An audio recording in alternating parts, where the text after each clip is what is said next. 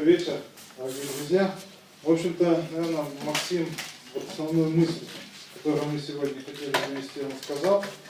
Я хочу сказать, что мне, в первую очередь, приятно сегодня видеть достаточно большое количество людей, которым действительно, можно сказать, не безразлично то, как мы с вами фактически будем жить в следующие 10, 15, 20, может быть, 30 лет.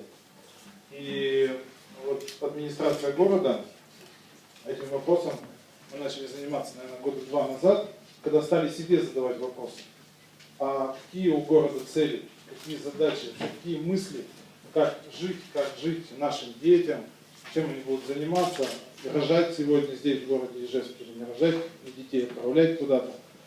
И достаточно много было проведено и встреч, и круглых столов. Мы много ездили по России, встречались в разных городах и с администрациями, там, где были разработаны эти стратегии, там, где они действительно работают. И вот сегодня мы пришли к тому, что вот собрались здесь, и наша основная задача совместно сделать так, две вещи. Первое, чтобы та стратегия, которую разработают специалисты, эксперты, была обсуждена во всех городских сообществах, которые у нас есть в городе. То есть каждый, чтобы смог в ней проникнуться, поучаствовать, принять участие.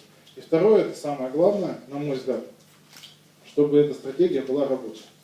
Чтобы она не просто легла документом на стол любого градоначальника, который будет сегодня, завтра или послезавтра. Она действительно была рабочей, чтобы по ней можно было открыть то, что делать завтра и следующие 10 лет.